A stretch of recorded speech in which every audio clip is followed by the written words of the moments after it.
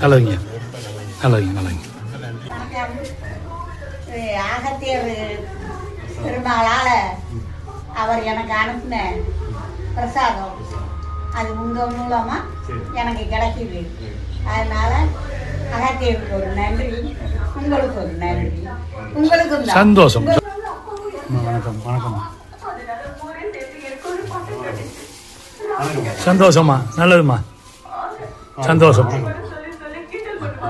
சந்தோஷமா சந்தோஷம் சந்தோஷம்.